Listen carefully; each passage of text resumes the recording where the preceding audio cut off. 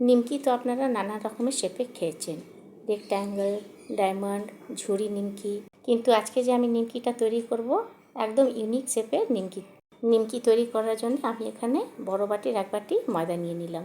এতে দিয়ে দেবো 1 চামচ নুন, 1 চামচের মতন জোয়ান। নিমকিতে জোয়ানটা দিলে খুব ভালো টেস্ট, হজম হয়ে যাবে। এবার এতে ময়নের জন্য রিফাইন অয়েল দিয়ে দেবো। ময়ন দিয়ে এগুলোকে খুব ভালো করে মেলাতে হবে। এই দেখুন কত সুন্দর ময়ন হয়েছে। এবার অল্প অল্প জল দিয়ে একটা শক্ত ডো তৈরি করতে হবে। নরম হয়ে গেলে নিমকিটা কিন্তু ভালো তৈরি হবে না। ঢাকা দিয়ে কিছুক্ষণ রেস্টে রেখে দিচ্ছি।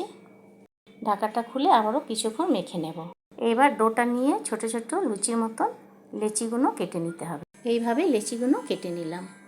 একটা লেচি নিয়ে লুচির মতন বেলতে হবে, একটু পাতলাই বেলতে হবে। এবার একটা ছুরি নিয়েছি, ছুরি দিয়ে চারিদিকটা 1/2 ইঞ্চ ছেড়ে লম্বা লম্বা করে এইভাবে কেটে নিতে হবে। এবার আঙ্গুলের সাহায্যে চারিদিকে জল লাগিয়ে দেব। দুটো আঙ্গুলের সাহায্যে এইভাবে আস্তে আস্তে রোল করতে হবে। আমি যেইভাবে করছি ওইভাবেই করবেন। নিমকিটা ঠিক এইভাবে তৈরি হবে। লাগছে না একটা ইউনিক শেপ? ভাজার পর আরও সুন্দর দেখাবে।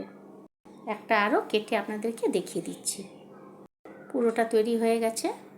এবার চলুন আপনাদেরকে ভেজে দেখাই। ওদিকে গ্যাসে আমি আগের থেকে তেল বসিয়ে দিয়েছিলাম, খুব ভালো করে গরম হয়ে গেছে। তেলের মধ্যে একটা একটা করে দিয়ে দিচ্ছি। সবগুলো দেয়া হয়ে গেছে। লো টু মিডিয়াম আঁচে এটাকে ভাজতে হবে। বেশি আঁচ হয়ে গেলে উপরটা হয়ে যাবে আর মাঝখানটা কাঁচাই থাকবে। এবার আমি 2-3 মিনিট পর উল্টে দিচ্ছি। এইভাবে উল্টো পাল্টা করে ভেজে নেব।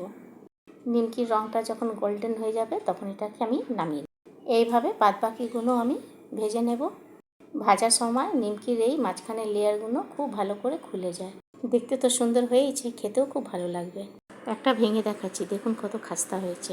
তবে নিমকির মাখা আর ময়মটা যদি ঠিক হয় তাহলে নিমকিটা একদম পারফেক্ট তৈরি হয়। খেয়ে কেউ প্রশংসা না করে থাকতেই পারবে না। আমার এই নিমকি বানানোর পদ্ধতিটা যদি আপনাদের ভালো লাগে তবে লাইক, শেয়ার আর আমার চ্যানেলটাকে সাবস্ক্রাইব করে দেবেন। আমার Facebook page food and my ওয়ার্ল্ডকে ফলো করবেন।